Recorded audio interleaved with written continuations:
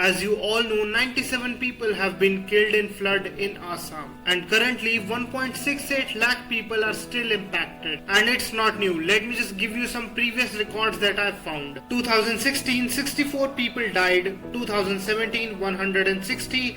2018, 45. 2019, 101. 2020, 124. 2021, 8.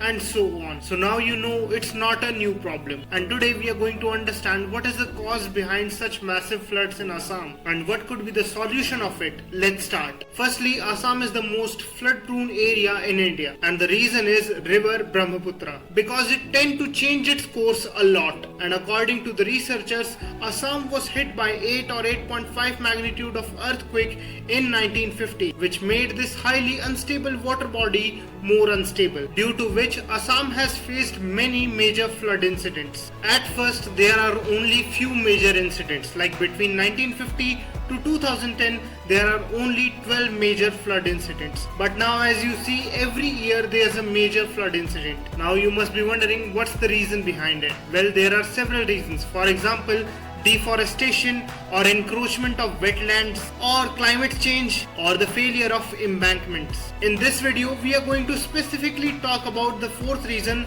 the failure of embankments. So let's start with the basic question. What is embankment? Embankment, levee or dikes is the same thing. Well, it's a wall that directs the flow of flood water in a certain area. Well, historically people believe that it's a simple and most convenient way to deal with the problem of flood. It can be built of concrete or mud. Well, there are many problems that arise when you build an embankment. One of them is you're basically narrowing the passage of the river. Because of it, the speed of flow of river increased eventually. Another problem is you're basically trapping the river water in a smaller area, and river also brings sediment with itself. Eventually these sediments will settle at the bottom of embankment, which will eventually increase the level of the water body. So maintenance is very necessary for it. Local authorities should remove these sediments quickly, and they are doing it, trust me. But the problem is, whenever they remove it, no matter how fast they are, the new sediments will take their places even faster. And another problem with embankment is people have a false self-assurance.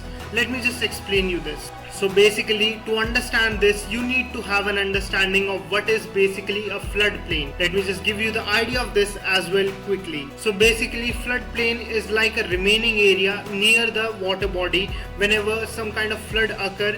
So if this area is not enough, the river basically expand its area, and that remaining area which the water body uses is the floodplain. Due to all kind of development, or you can say corruption and this and that, basically the small potato stuff, people encroach this floodplain area and live there, and they develop a false sense of self-assurance. They think that embankment is there, so the river will flow in that area only. They don't understand when the embankment was not there, the sediment of river used to spread on a larger area, and oftentimes these embankments fail, and the first area that will get affected by this is the floodplain and people who are living there. And this thing is called embankment breaching. And this breaching is of two types. Number one, from the top, and number two, from between. What I mean is basically when the river flow is too high and the water comes from the top. Or the next option is if the wall is weak and got any kind of crack from bottom or middle. In that case, the water will come through and there is no use for embankment. So while building these embankments, you have to be very careful and thorough. And because of that, there's a famous saying, an embankment is as strong as its weakest point, because it only need to break from one point and the entire embankment is a waste. And that is why Assam has 450 embankments, which is basically taking a lot of money in its maintenance, because more than half of 450 can easily break. And now you will ask me, why is that? So I got the answer of that too. Basically, there's an administrative contract nexus in Assam. Because of that, whenever the flood occur, many people earn a lot of money. Basically, the contractors who build these embankments use cheap material so that they can maintain it over and over and squeeze out more money from the government as they like. And I know this is not a new information, and many people are up against the government saying that the embankment is not a permanent solution. It basically increases the risk of more flood, and the reasons are we just talked about it. So after hearing all of this, what do you think about this decision? And with that, I'm going to talk about the current ruling government, BJP. Every time the election held, BJP always promises one thing to Assam, that is flood free Assam, or should I say Bad Mukt Assam. But what is happening? We all know. During election, same cycle repeats. Government promises something, they don't deliver it, they promises again. And I know we can't put everything on the government because there is a nexus in Assam and people are earning a lot of money. Underneath all of this, a question remains. What's the solution? And I think the simplest solutions are only two. First, afforestation, and second,